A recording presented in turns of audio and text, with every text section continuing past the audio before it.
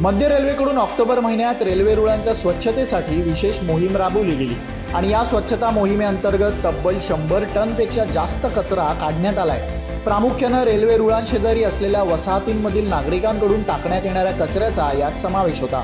याच कचऱ्यामुळे रेल्वे रुळ गंजण्याच्या समस्या निर्माण होत होत्या आणि याचा लोकल सेवेवरती परिणाम होतो। याच सर्व गोष्टी टाळण्यासाठी रेल्वे रुळांशेजारी मध्य रेल्वे प्रशासनाकडून भिंती आणि जाळ्या लावण्याचं काम करण्यात आले। या मोहिमेमध्ये मागील महिन्यामध्ये साधारणपणे 100 टनांपेक्षा अधिक हा कचरा गोळा केलेला आहे।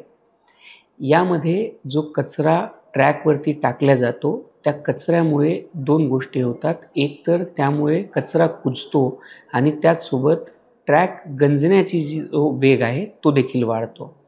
यामुळे आपण प्रवाशांना वारंवार ही विनंती करत असतो की यामध्ये आपण ट्रॅकवरती कचरा टाकू नये।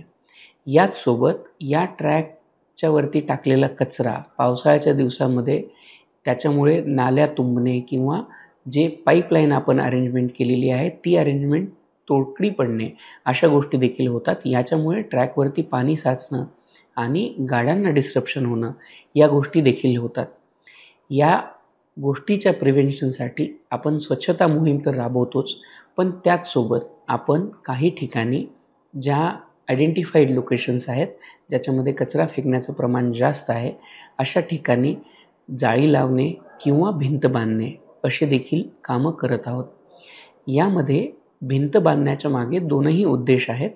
एक तर जो कचरा ट्रॅकवरती फेकला जातो त्याला प्रतिबंध ठेवण्यात यावा, याचसोबत आपल्याकडे ट्रॅकची वरून जे जाणारे येणारे लोक असतात ज्याच्यामध्ये ट्रेसपासिंग होतात अशा लोकेशन्सना देखील आयडेंटिफाय करण्यात आलेलं आहे। साधारणपणे 120 लोकेशन आपण आयडेंटिफाय केलेले आहेत ज्यामध्ये ट्रॅक क्रॉसिंगची किंवा त्यातून होणाऱ्या अपघातांची घटना ही सिग्निफिकंट नंबर्सची आहे। अशा जागी आपण भिंती आणि जाळ्या हे दोन्हीही लावून ट्रॅकचं प्रोटेक्शन करण्याचा प्रयत्न करतो आहोत। आता जो कचरा काढण्यात आला त्याची मुंबई महानगरपालिकेच्या सहाय्याने विल्हेवाट लावण्यात आल्याचा दावा करण्यात आलाय। रेल्वे रुळ स्वच्छ ठेवण्यासाठी आणि रुळांवरून होणारं क्रॉसिंग थांबावं यासाठी मध्य रेल्वेचा हा उपक्रम आहे। भविष्यात याला कितपत यश मिळतं हेच पाहणं आता महत्त्वाचं असणार आहे। लोकमत मुंबईसाठी निधी पेडणेकरचा रिपोर्ट।